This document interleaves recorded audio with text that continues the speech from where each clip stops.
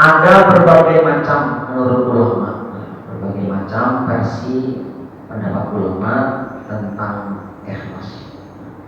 Ada yang mengatakan seperti ini, yang lain mengatakan seperti ini, yang lain lagi mengatakan seperti ini.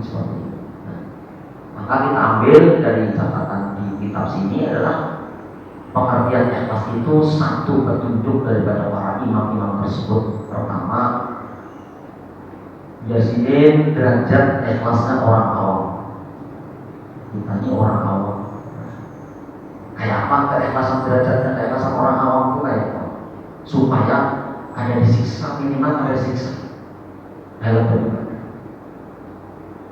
Ikhlas tingkatan orang awam ini ikhlas sudah punya harga di sisi Allah, ada nilainya sudah, walaupun masih tingkatan rendah. Dari tingkatan yang berikutnya masih dinilai rendah tingkat awamnya, tetapi sudah ada nilai di sisi Allah. Misalnya kita beribadah, sembahyang, puasa, ikhlas orang awamnya Pak. Ya sembahyang itu sudah punya harga diri, cuma punya nilai di sisi Allah, cuma murah masih. Sembahyang tingkatan yang pertama ini umpamanya sembahyang mentauhidkan Allah, tujuan ibadahnya sudah mentauhidkan Allah, tapi riba itu ada menuntut juga.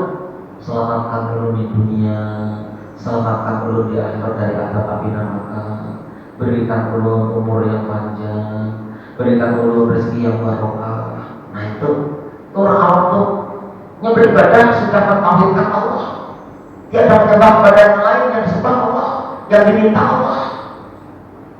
Artinya dalam ibadah masih belum murni, niat tujuannya masih ada selain dia sudah mentauhidkan Allah.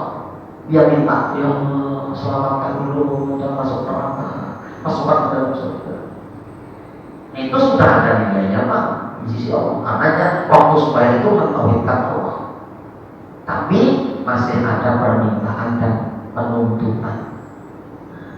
Katakan orang awam itu nampakkan sebenarnya supaya selamat yang nanti akhirat. Nah, itu ikhlas sudah, tapi ikhlas belum abidi, masih muqtadiin, masih golongan pertama. Bagus sudah, mau sembahyang, mau puasa, mau zakat, bagus sudah. Tapi orang awam rata-rata di balik itu masih berdoa, ya Allah, ini masih bagus, mintanya masih kepada Allah, harapnya masih kepada Allah, dan ibadahnya pun menyembah Allah.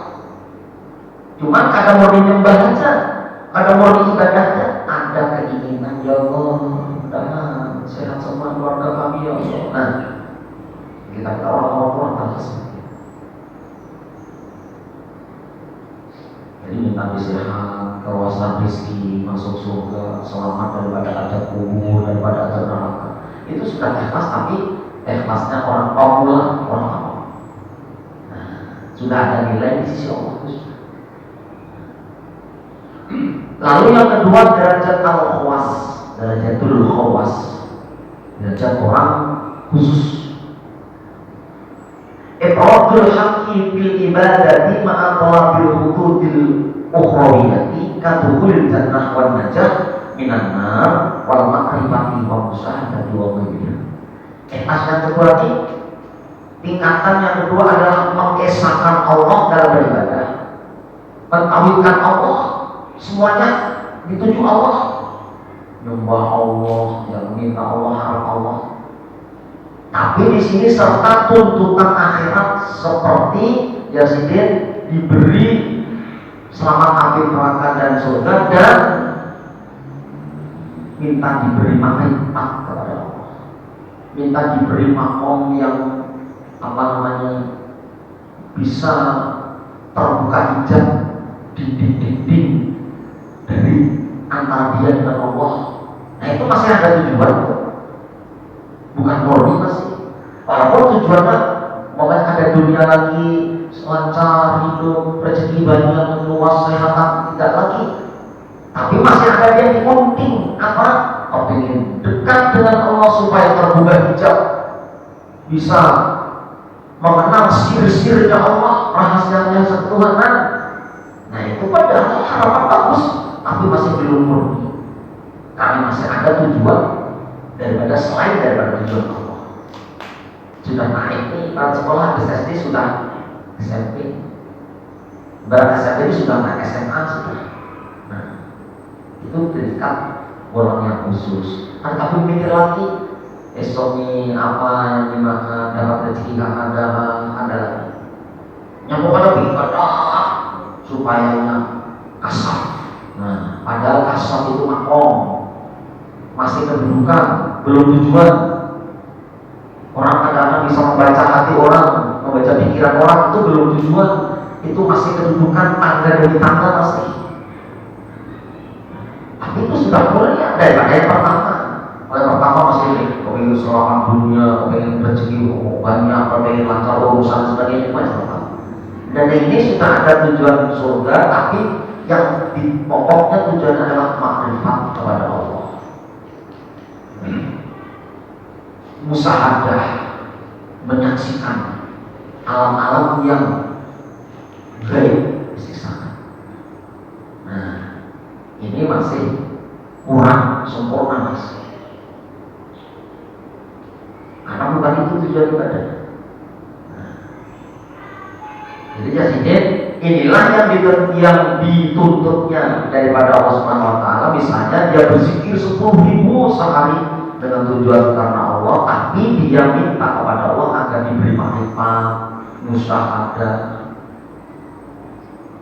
Seperti ini ikhlas, tetapi menurut tingkatan khawas yang kedua sudah. Ia belum mencapai tingkatan yang tertinggi daripada derajat ikhlas, sekalipun ini sudah dinamakan ikhlas.